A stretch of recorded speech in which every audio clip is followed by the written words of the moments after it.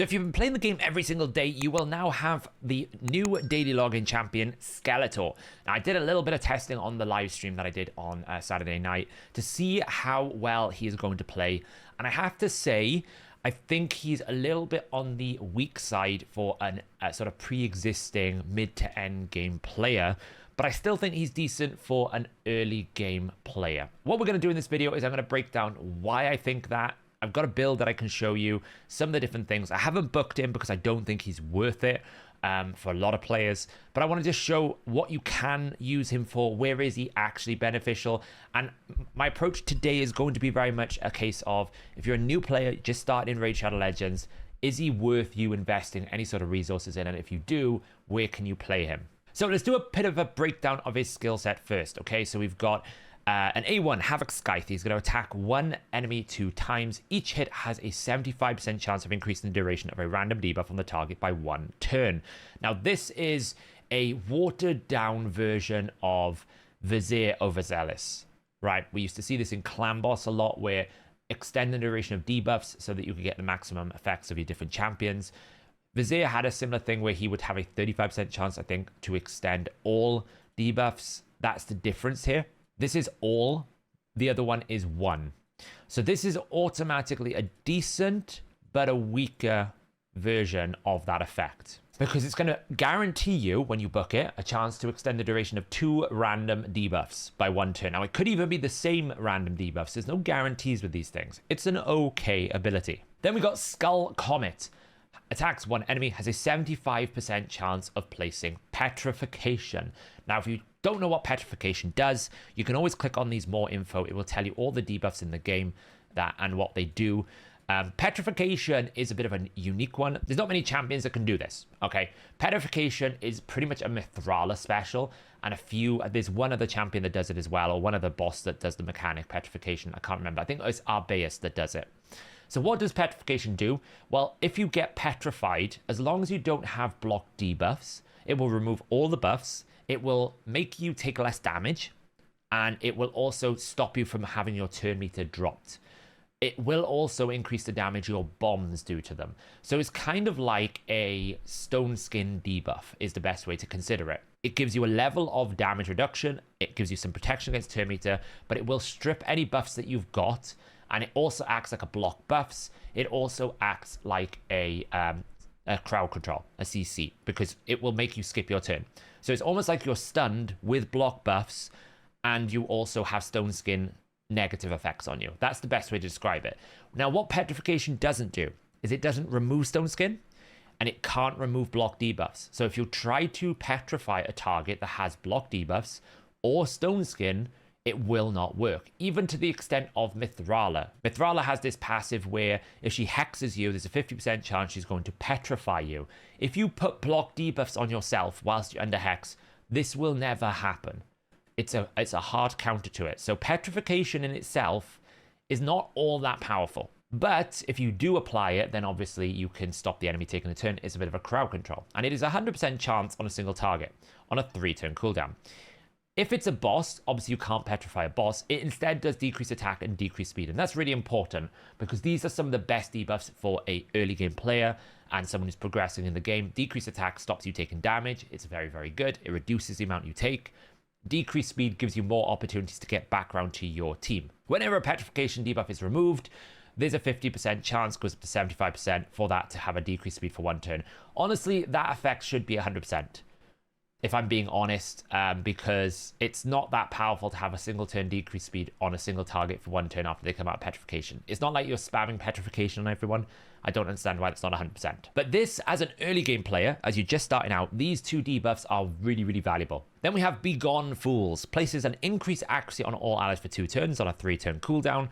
Then has a 100% chance to steal block debuffs and 1 random buff. So it's going to always steal 1 random and always steal the block debuffs. And I think it's going to sequence it. So it's going to basically steal the block debuffs, then the 1 random buff. Then it's going to decrease the turn meter by 15%, or if they're from the Telerian League, which is Barbarians, Sacred Order, High Elves, and Bannerlords, the top row of factions, then it's going to do it by 30% instead.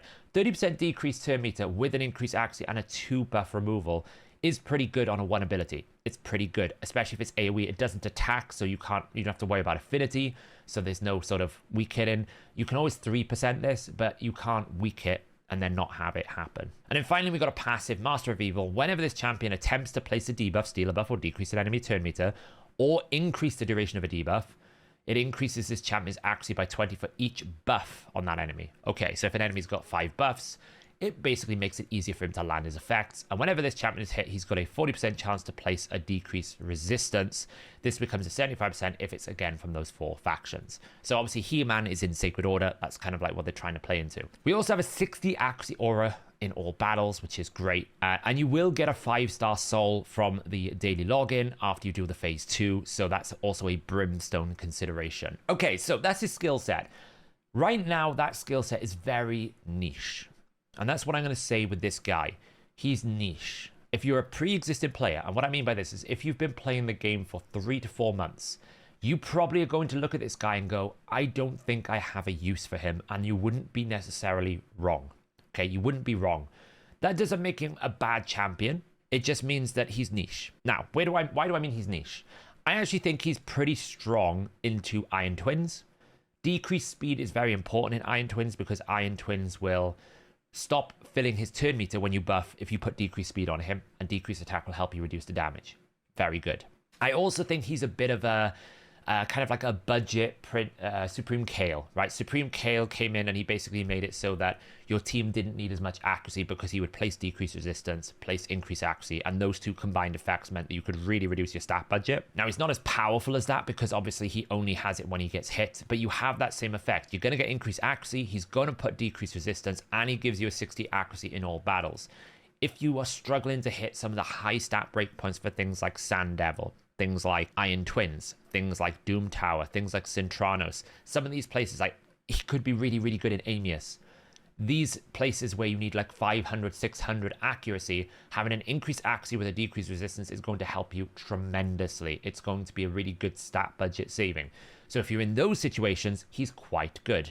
If you're fighting a heavy Taras, Marichka, Arman's, He-Man type vibe teams, 30% turn meter drop with an ability to remove block debuffs and steal 1 random buff. You can steal the Stone Skin, is also niche usage. Is it as good as, say, a Madame Cerise stripping everything? Probably not. It's equally with this.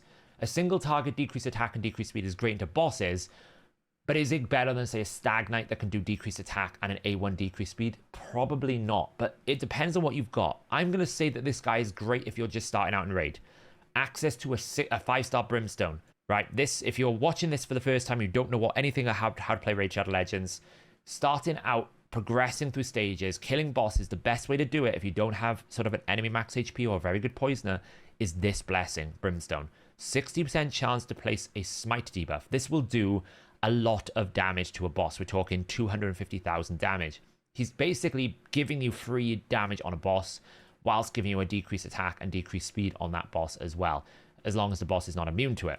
So the combined efforts of this, plus it's 5-star, so you're going to get 75 accuracy, plus 60 accuracy, plus 50% increased accuracy. You don't really need accuracy on him.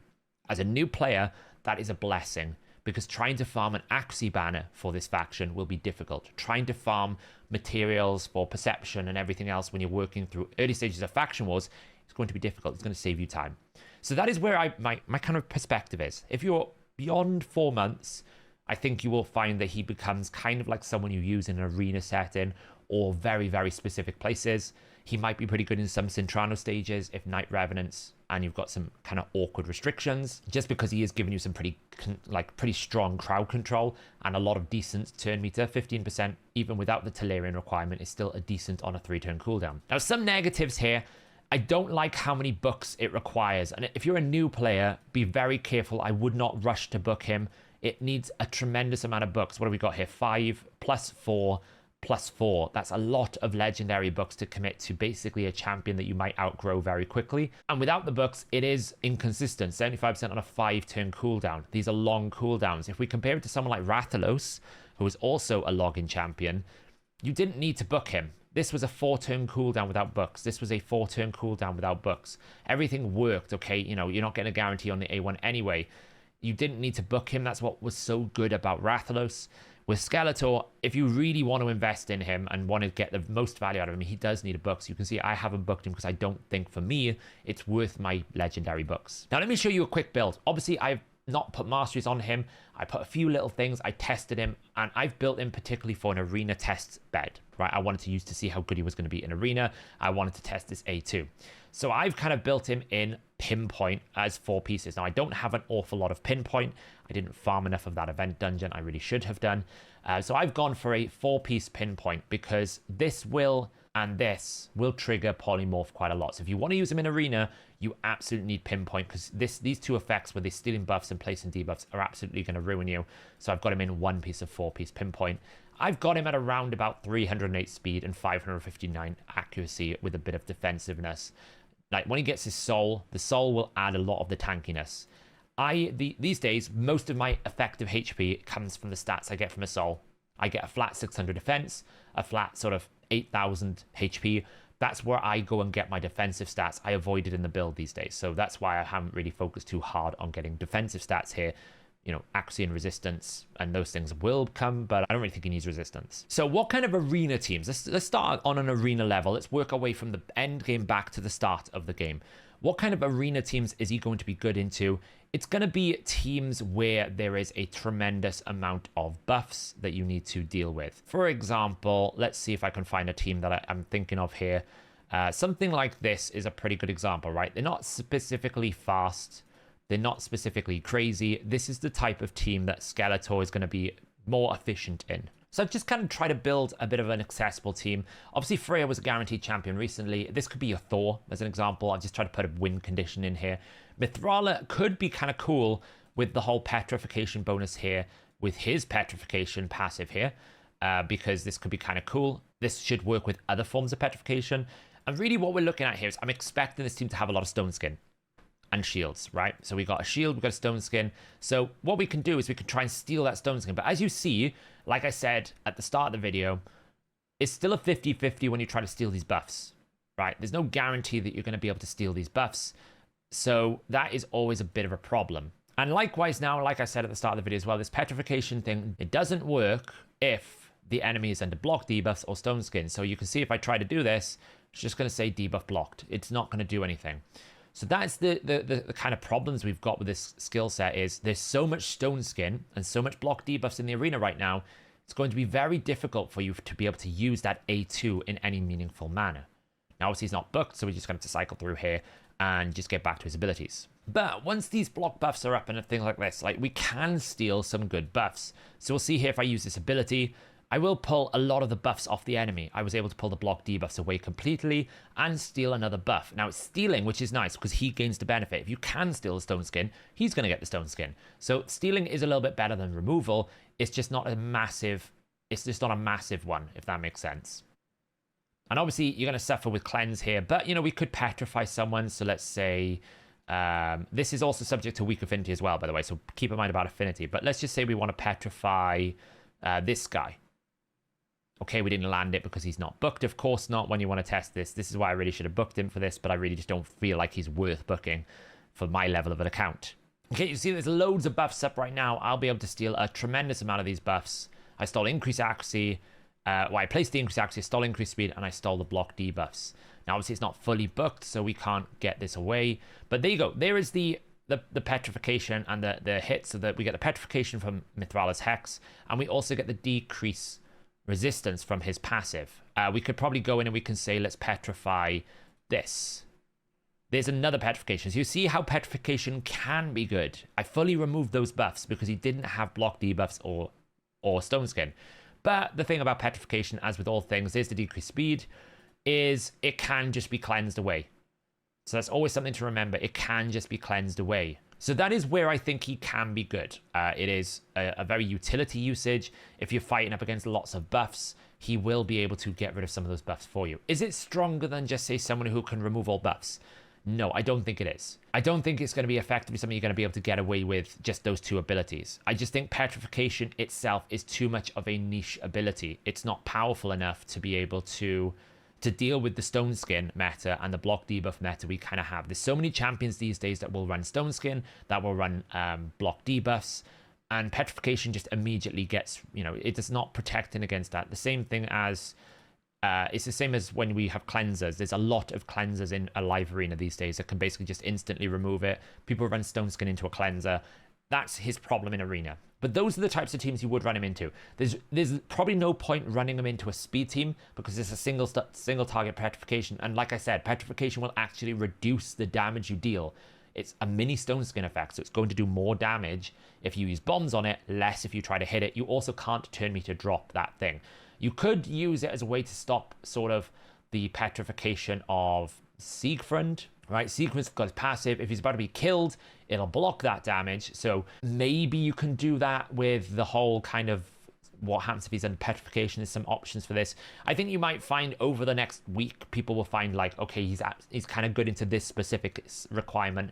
But as a universal pick and say live arena, tag team arena, I think his kit is too narrow to find huge amounts of viability. So that's my arena assessment. I think as you get to late game, end game, I don't think you have an awful lot of value in any content other than those.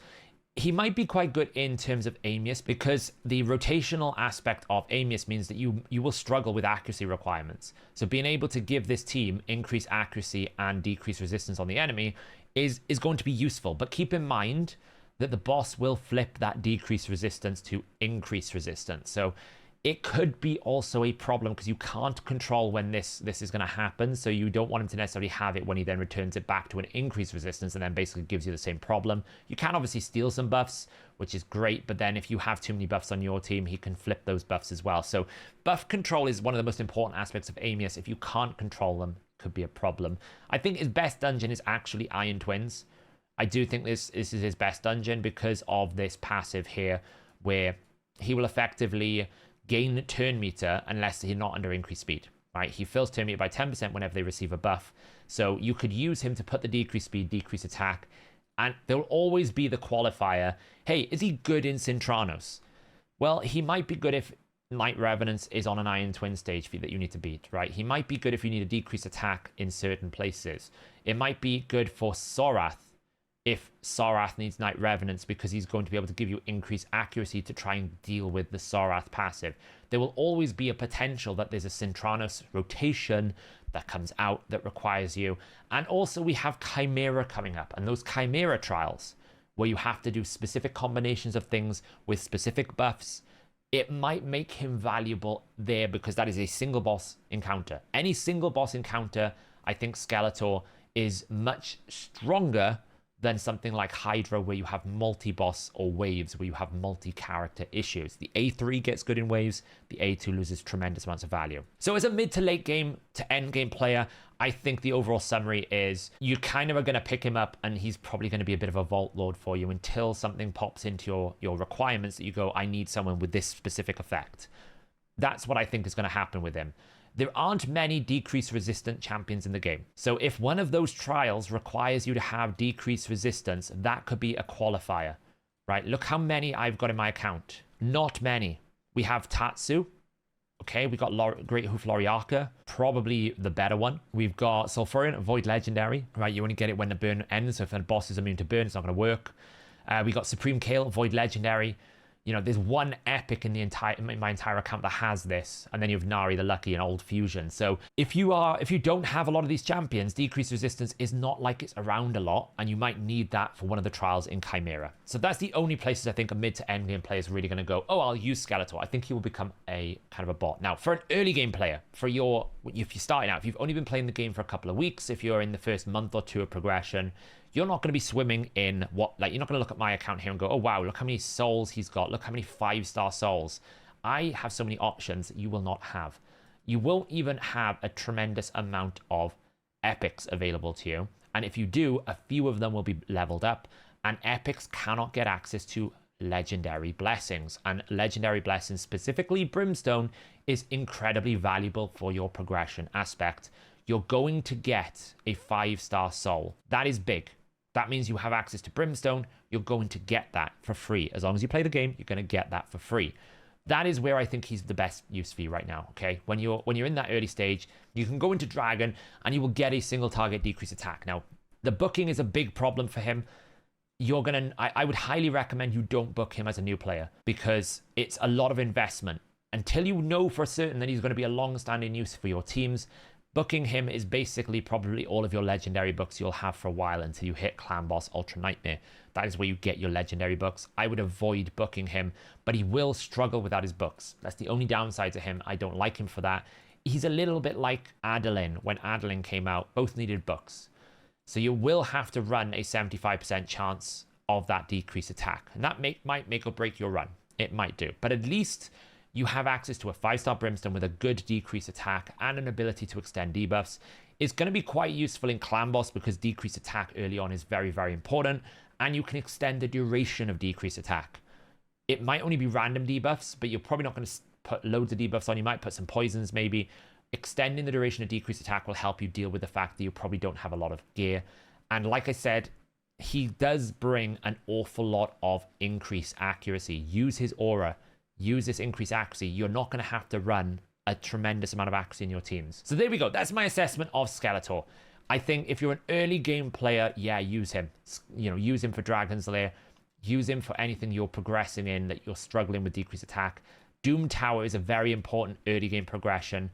If you're a new player, use him in these areas because you can reduce the damage that these bosses are going to deal to you when you're trying to progress in these stages. It's going to be very useful, especially Bommel. I mean, most people you can't normally survive a hit from a Bommel, but if you do, you can decrease his resistance and increase your accuracy. The big challenge with Bommel off it is stats. I would say though, Skeletor is a little bit average. That's the way to say it. It's a little bit average. Early game players use the 5-star soul. Mid to late game to end game, he's going to pop up when you need him, but you're not going to necessarily rush to invest him. That is the best way to describe him. Skeletor, I would actually say the best thing about Skeletor is the theme music in game. So thanks very much guys for watching. Let me know in the comments below, how are you feeling about Skeletor? Do you think I've missed a particular area that you think he could be good at, or have I got it? Am I being too optimistic? Do you think he's totally rubbish? I know Ash has done a video basically saying he's really, really weak. I think he's not as bad if you're a new player, but I do see where he's coming from on this front. I actually think he's a little bit better than the Adeline login champion we had. Adeline just happened to get a bit of grace because she brought sleep, which is really good for Sand Devil at the time. But then again, I can run Cornelia, and I do run Cornelia for that. So that is the way I would assess this. Let me know in the comments below, guys. I'll catch you in the next video.